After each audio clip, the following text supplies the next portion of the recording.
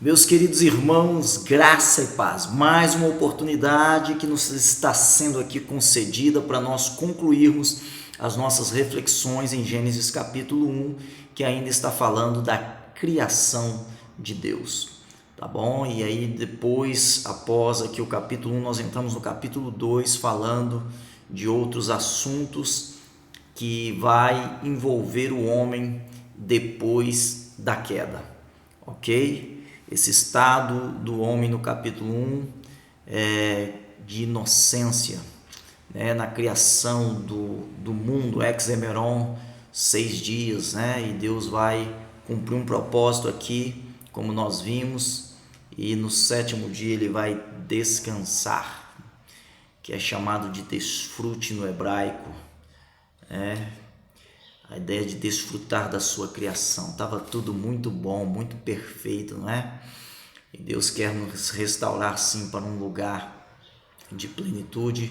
Nós estamos caminhando com entendimento para lá, mas certamente nós estaremos lá um dia em total perfeição.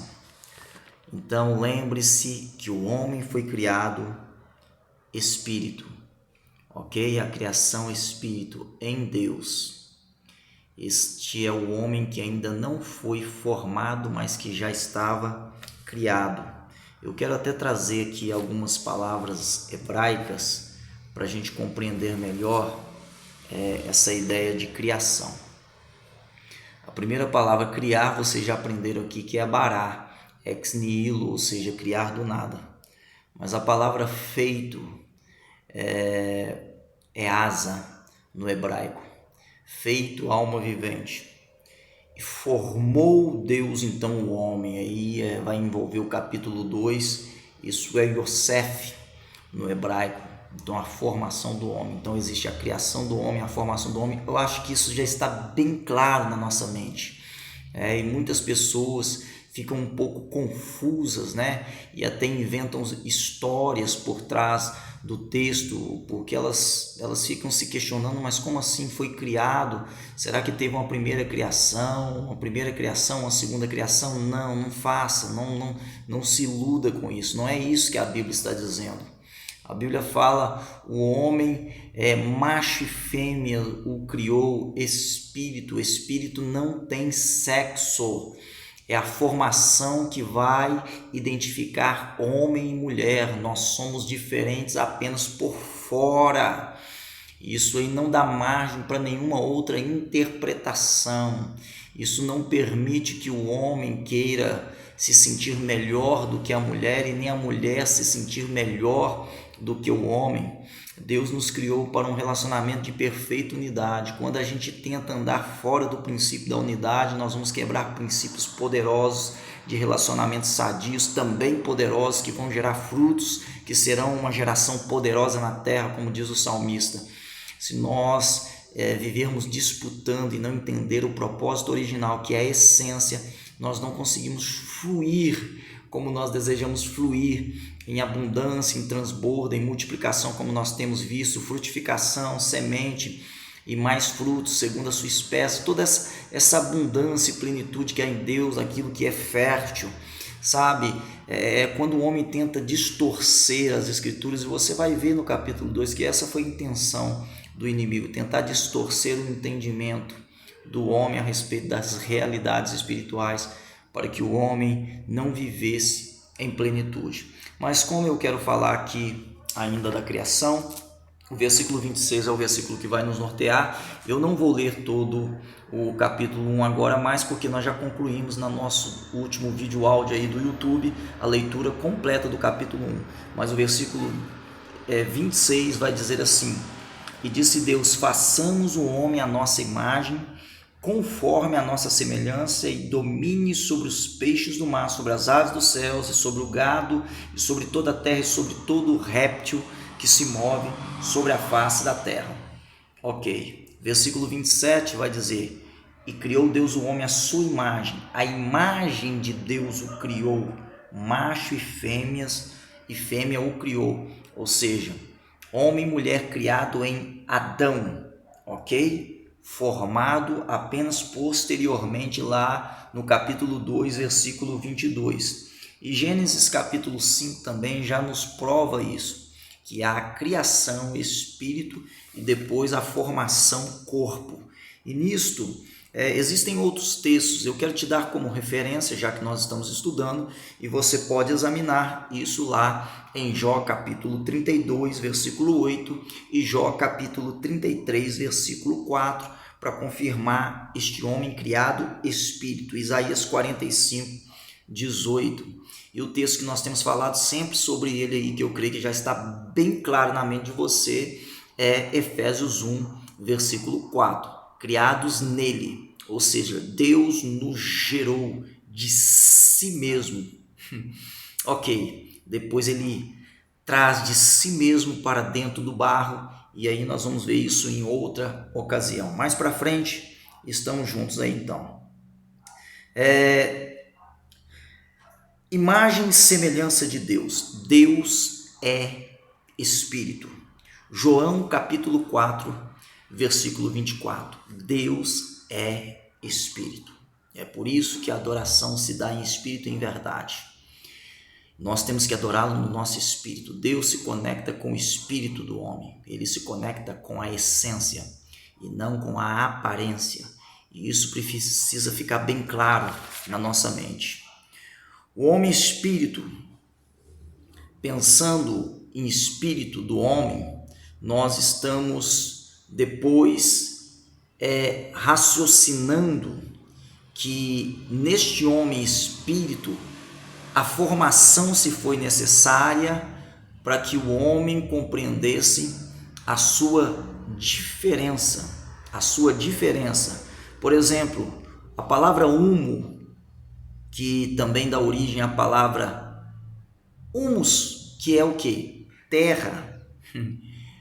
Só que humano, man aqui inicialmente, de homem, essa palavra é usada mais no inglês, está falando de espírito e não ainda humanidade, que dá origem à palavra humildade, tudo que é baixo, tudo que é pequeno, tudo que é do barro, sabe, que dá origem também até num sentido negativo a palavra homicídio, sabe, todas essas palavras vêm de algo que é baixo, terra, ok? Então, vamos pensar um pouco mais. O versículo 27 fala, macho e fêmea os criou. E Gênesis 5, 1 e 2, que nós já lemos em outra ocasião, comprova isso. 1 Pedro, que eu espero que vocês tenham lido, num pedido que eu fiz a vocês aí, num vídeo áudio anterior também, 1 Pedro 3, versículo 3 e 4, quando fala da mulher, chama a mulher de homem interior no original grego. O homem interior de um espírito manso e quieto.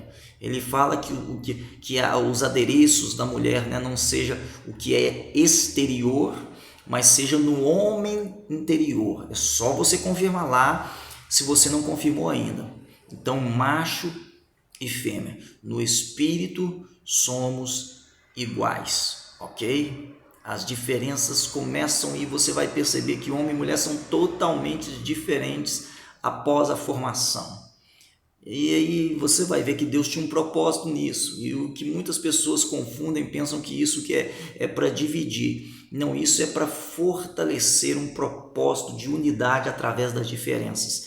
Não existe unidade na igualdade, a unidade só é possível na diversidade, nas diferenças. Deus tinha um propósito nisso. Façamos o homem, o próprio Deus. Ele vê claramente que o homem espiritual precisa compreender coisas espirituais, o interior, homem e mulher. A formação é que vai diferenciar-nos, tá bom? Isso é tão maravilhoso dentro dos relacionamentos, para os solteiros e para os casados. Não tem como, irmãos, não tem como o homem dominar o outro homem, não tem como. Isso é de origem pecaminosa, a mulher querer dominar o homem e o homem querer dominar a mulher. Tem muitos homens que pensam que são donos das mulheres. Eles não entendem que a mulher tem um espírito assim como o dele.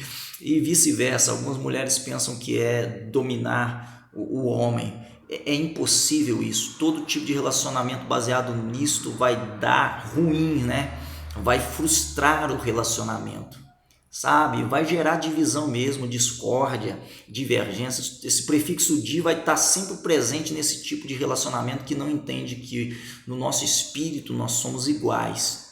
Sempre, discussão e por aí vai, todo tipo de divisão. Que tem a ver com o diabo, né, também, né? Recentemente eu tenho estudado sobre isso, né? Diabólico e simbólico. Deus é simples, por isso que Deus comunica no mundo natural por meio de símbolos. Só que a ideia de símbolo aí também é tornar simples, não complicado, é facilitar o entendimento. Agora a questão de diabo é exatamente dividir, trazer confusão e impedir compreensão. E essa confusão que ele quis colocar na mente de quem? De Eva. Mas vamos pensar sobre isso. Eu quero que você pegue algumas palavras hebraicas aí. Primeiro, espírito no hebraico, ruah. A palavra espírito no hebraico é ruah, no grego é pneuma. Olha, Deus criou o homem conforme a sua imagem. Pensa sobre isso e eu quero trazer algo aqui e eu não sei se você consegue compreender, né? Eu não vou escrever, eu não tenho um quadro aqui, mas a gente pode fazer isso em uma ou outra ocasião.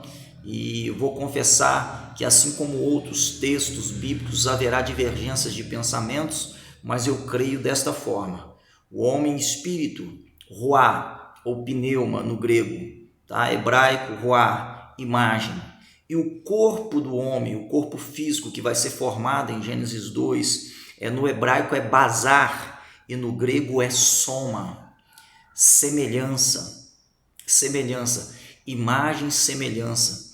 É por isso que a linguagem a respeito de Deus usa uma linguagem, muitas vezes a gente chama isso de uma linguagem antropomórfica, que é para facilitar o nosso entendimento. Então a gente vê Deus se apresentando desde o Antigo Testamento na figura de homem, mas aquilo ali não era encarnação, tá bom? Aquilo ali era apenas, não era materialização de Deus no Antigo Testamento, né? A gente chama isso também daquelas manifestações de Deus diante dos homens, como é que a gente chama isso? Teofania, tá? Teofania, às vezes anjos, e aí usava a linguagem homem ao mesmo tempo que era anjo, ok, mas Deus não se materializou no Antigo Testamento. Isso vai acontecer no Novo Testamento, lá está claro nos Evangelhos, Cristo Jesus, ele se fez carne, mas sempre houve, porque há uma imagem e semelhança. E eu quero que você compreenda isso. A palavra alma, por exemplo, no hebraico nefesh ou no grego psique, muitas vezes é traduzida por mente, domínio. Então, meu querido, é aí que você entende a importância do domínio próprio. Está no campo da alma, o assento da personalidade, a sede das nossas emoções. O Espírito de Deus conectado ao nosso espírito, nos dando um caminho para percorrermos. E se a alma se rebela contra a direção de Deus, ela é carnal ou simplesmente infantil, ou ela é natural, simplesmente despreza as coisas de Deus. Por isso que Deus deseja que nós sejamos no homem interior, o homem espiritual que vai percorrer o caminho que Deus tem perfeito para nós. Mas alguém disse que a alma é como se fosse o piloto e o nosso corpo o carro. Você está se conduzindo para algum lugar, você está se deixando levar, a sua mente, sabe, as suas palavras, os seus sentimentos, você está chegando em algum lugar, seus resultados estão tudo relacionados a questões que você tem na sua alma. Por isso que Deus, ele deseja o quê? Que o homem retorne o domínio, não dominar pessoas, mas domínio próprio, sabe? Dominar a si mesmo. E o Espírito Santo, ele nos ajuda também para que nós não sejamos tomados por aquilo que nós vamos ver no próximo capítulo aí de anomalias do desejo, para que nós não venhamos desejar coisas que não convêm aos santos, para que nós não venhamos viver em concupiscências, que é as inclinações do homem carnal. ok? Vá pegando, vá anotando, porque eu estou falando de coisas muito profundas aqui, que vale reflexão, vale entendimento para a gente dar continuação ao nosso estudo. Porque eu creio, por isso eu usei todas aquelas palavras que estão no campo do invisível para te levar a compreender o que Deus está fazendo e o que Deus ele deseja ver o homem vivendo. E vocês estão aqui comigo e eu sou grato a Deus por vossas vidas. Então escute isso. Então, espírito, imagem, alma, corpo, semelhança, alma, domínio. Tem a ele o quê? Domínio. Deus criou o homem para o domínio. A palavra hebraica aqui está relacionada a Hadar. Hadar é reino e sacerdócio. A gente vai entender isso. Governo, autoridade, isso está no campo do espiritual. E muitas pessoas pensam que isso está no campo do natural e do carnal. Não é. Quando você começa a compreender isso, você muda aqui a sua mente, entende por que Deus deu uma autoridade à igreja, um poder tão maravilhoso como a gente tem visto em outras ocasiões, para que a gente viva no Espírito e flua a partir do Espírito em coisas espirituais. Então pense comigo sobre isso, tá? A palavra aí é de Hadar. Existem outras palavras, né, no hebraico que dão uma ideia de domínio, que é a palavra cátedra, que é uma cadeira de autoridade, que dá origem também a essa expressão catedral, né? As grandes catedral fala de cadeira, lugar de autoridade. Ok, então Deus criou o homem assim, imagem, semelhança e domínio. Então essa é a nossa real identidade. E eu não sei se alguém já ouviu essa expressão, eu creio que eu já falei sobre isso em outra ocasião. Tem algumas pessoas que me acompanham sempre, tem algumas pessoas me acompanhando no meu Instagram, tem gente lá no Facebook, tem gente me acompanhando aqui, tem gente me acompanhando no TikTok, tem gente me acompanhando lá no Kawaii. Eu estou buscando levar essa mensagem ao máximo de pessoas possíveis, e tem muita gente me seguindo que eu nem conheço. A Deus a glória por isso, mas aquilo que eu trago aqui dentro de mim, pela palavra de Deus, essas pessoas vão passar a conhecer, tá bom? Porque nós fomos chamados para transbordar. Vocês foram chamados para transbordar, e existe algo precioso que você vai tomando conhecimento. Estuda, irmãos, estuda. Eu tenho falado sobre isso e algumas pessoas não compreendem. Eu falo, olha, tudo é estudo, nós precisamos estudar a Bíblia. Isso que você está fazendo aqui é estudando Bíblia. Você tem que estudar, você tem que ler, tá bom? Então livros eles trazem conhecimento, e a gente tem que examinar, reter o que é bom, a gente tem que guardar no coração, cumprir propósito por aquilo que a gente recebe. Mas escute isto, os mestres são formados pelos livros, mas os livros nunca estão acima dos mestres, porque foram mestres que escreveram os livros. Agora, vamos ser sinceros, cuidado, porque existem muitos livros, mas o único livro que tem autoridade na terra, incontestável, é a Bíblia Sagrada, ok? Então vamos continuar meditando e refletindo, estudando e crescendo em conhecimento, porque isso vai fazer grande diferença em nossa vida, e Deus vai usar as nossas vidas para outras vidas que estão cativas, oprimidas, e é mais algo mental. As pessoas estão escravas de um sistema, mas a Bíblia é esclarecedora e ela nos traz grande esperança. Então vamos lá, nossa real identidade, idem. A palavra idem de identidade não é quem eu sou, mas igual a quem eu sou, parecido com quem? Imagem e semelhança de Deus. Você deve ser igual ao seu pai, ok? O seu pai. Eu faço questão de todas as vezes que eu uso a palavra glória hoje, não é uma questão pessoal, não fique preocupado com isso não. Quando eu falo glória ao Pai, minha esposa até prefere falar glória a Jesus, porque existe tanto Deus aí que os homens estão glorificando, e o Pai eu sei que é o meu Pai celestial, e glória a Jesus é porque eu sei que Ele é o Cristo. Então às vezes a gente evita, mas é uma questão pessoal. mas tem muita gente dando glória a um Deus que não é o Deus vivo, não é o Deus todo-poderoso e verdadeiro, não é o Deus de amor, não é o Deus que criou o homem à imagem e semelhança dele e lhe deu domínio. Não é esse Deus, é outro Deus. O Deus que nós adoramos é o Deus da Bíblia. 66 livros com uma mini Bíblia em Isaías, no livro do profeta Isaías, todas para apontar Cristo Jesus, ok? Então vamos lá. Então, quando fala de imagem e semelhança, a gente não está falando do homem divinizado, sabe? Porque isso é perigoso, o homem vindo para o centro. Isso não é antropocentrismo, e nós temos que compreender que a Bíblia é um livro teocêntrico. E a Bíblia não é um livro democrático para cada um pensar que deve ser assim ou ser daquele outro jeito. A Bíblia é um livro teocrático, não é um livro religioso, ela é a constituição do reino de Deus, o reino dos céus. E aqui tem direitos e deveres de um cidadão, sabe? Quem cumpre os seus deveres também desfruta dos seus direitos de cidadania. Eu amo as Escrituras. Então vamos lá.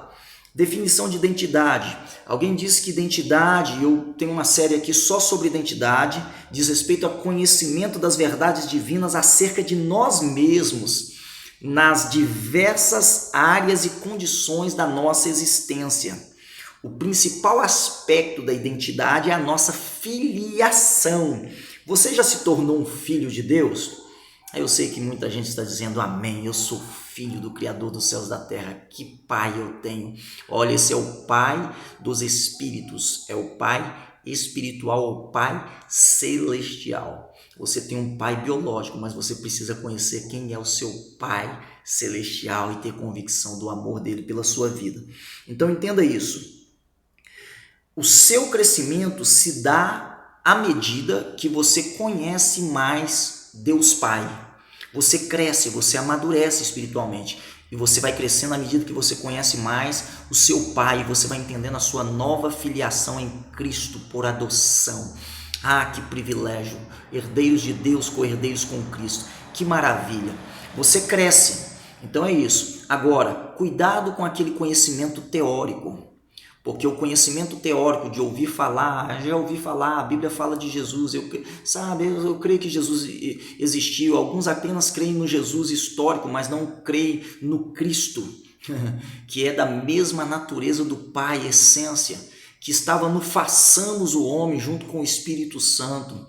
Olha, a gente precisa deixar isso bem resolvido dentro de nós. Então, o crescimento por relacionamento que traz maturidade, ele não é conhecimento teórico, é quando você começa a aplicar os princípios, praticar e começa a ser exercitados na palavra da justiça que foi imputada a nós por Cristo Jesus lá na cruz do Calvário e ratificada com a ressurreição e a promessa de que em breve ele vai voltar para buscar a sua igreja, a ele somente a glória. Então eu vou pegar aqui primeiro, a palavra imagem significa natureza espiritual, está no campo do subjetivo, tá bom? Natureza espiritual, imagem, primeiro. E eu disse que aqui eu tenho um entendimento e pode alguém pensar de outra forma, mas eu estou deixando esse entendimento que eu tenho dessa palavra imagem. Palavra imagem, semelhança, algumas pessoas acreditam que é apenas uma só palavra, mas elas estão aqui separadas e tem um princípio espiritual dado que nós temos estudado sobre criação e formação. Então, imagem, natureza espiritual, subjetivo, características, qualidades, substância, essência. Isso tem muito a ver com o caráter de Deus. É aquilo que ninguém vê, o subjetivo. Já a palavra semelhança é uma palavra estranha no hebraico, que significa parecer-se, quer dizer funcionar, operar, agir de acordo, ou seja, isso já está no campo do comportamento objetivo. Então é imagem primeiro e semelhança depois. Não é semelhança e depois imagem, porque senão se você inverte essa ordem, você vai se tornar disfuncional. Tem gente que quer mudar comportamento, mas não mudou o quê? O entendimento. Entendimento subjetivo invisível. E já o quê? Comportamento objetivo visível. Agir de acordo. E esse agir de acordo, como Deus imitando seu Pai, é agir por fé. Aí que é interessante. Por isso que há essa conexão entre fé e ações. Você diz que crê e você tem que agir de acordo com aquilo que você crê. Já a palavra domínio diz respeito à motivação de Deus na criação. Ouça isso aqui com muito cuidado que eu vou falar para não confundir a sua mente, não gerar uma interpretação dúbia das Escrituras. Olha, Deus criou o homem para o domínio. A adoração, a palavra adoração só vai aparecer depois da queda, porque ela vai se tornar uma necessidade. Lá em Romanos 12, a palavra sacrifício vivo, a palavra sacrifício só no grego é korban, uma maneira de se aproximar novamente. Cristo nos reaproximou do Pai por meio do korban, o seu sacrifício.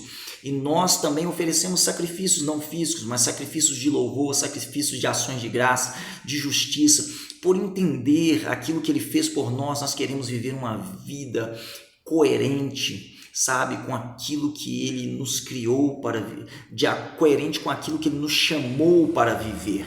Mas isso se dá por entendimento. A imagem, ela está no campo do intelecto, ela está no campo da moralidade. Imagem, conhecimento espiritual. Escute isso. Já a semelhança está no campo da criatividade, o nosso testemunho de fé, comportamento físico. É aquilo que vai ficar bem evidente no capítulo 2. Agora, o domínio nunca é sobre pessoas, mas sobre uma área do seu dom e sobre si mesmo. Deus criou o homem com habilidades, talentos. É claro que o dom especificamente no Novo Testamento está falando de algo que só aqueles que nasceram de novo recebem. Mas todo homem foi criado com habilidades e talentos. E aí, depois você leia lá 1 Coríntios 9, 27, porque o nosso tempo está passando, e 1 Coríntios 6, versículo 12. São textos importantes que falam desse domínio necessário, e existem outros textos que vai falar dessa necessidade do domínio próprio, como lá em Gálatas, que fala que é o fruto do Espírito. Ok? Então, concluindo aqui hoje, nosso tempo avançado, nós entrando no capítulo 2 vai facilitar cada vez mais o nosso entendimento. Gênesis 1, 26, a palavra domínio no hebraico eu falei sobre radá, que diz respeito a reinar, governar com soberania. No grego, basileia, reino, domínio.